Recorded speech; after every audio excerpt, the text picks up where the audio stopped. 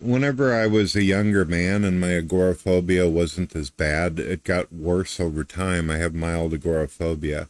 I'm not one of those shut-ins or whatever. I can actually go places and all that. I just have to either take a sedative or I have to kind of get myself in the zone to do it. I used to go to the American Amphitheater in St. Louis.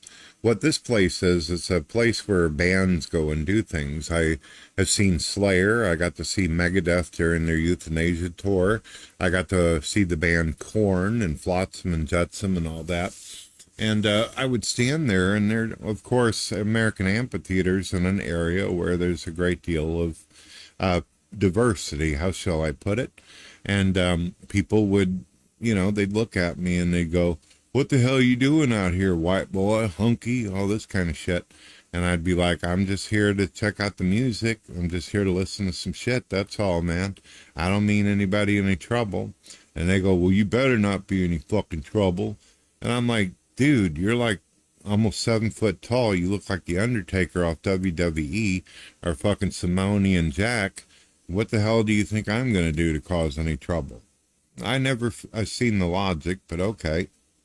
Some people, they would get all intimidated or nervous. Not me. I was used to this kind of behavior growing up. So I was pretty, how shall I say, affirmative about my behavior and views. I would just tell people, "Look, man, I don't want to fucking get into it or whatever. Neither one of us want that. We'll both end up hurt, most likely, and we don't want that. You don't want to get your pretty Adidas clothes and your Nike shoes all bloody, and I sure as hell don't want to rip my new Megadeth t-shirt. So what do you say we just let bygones be bygones?" I've noticed that sometimes it's helpful if you have a little bit of charisma. I learned survival instincts, not just to physically fight. I've gotten much better at fighting, living like that. I know how to throw a good punch. And I also know how to fight dirty as well if I have to, especially if I'm being hit by quite a few people at the same time. But I also learned how to kind of talk my way out of things as well.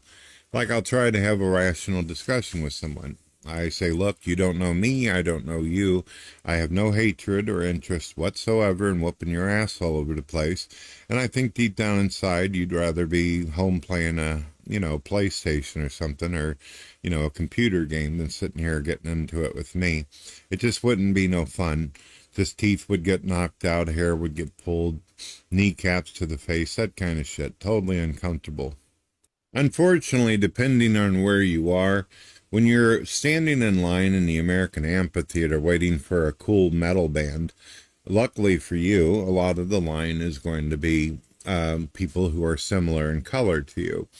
So if a person just walks up to you and wants to get into it, there's this kind of code that goes on. If you mess with a metalhead, then metalheads will basically, things will get real groovy. It means that a lot of folks, especially in the line, will probably jump in and be a part of the action. So a lot of people know that whenever they're fucking with you in a big long line like that.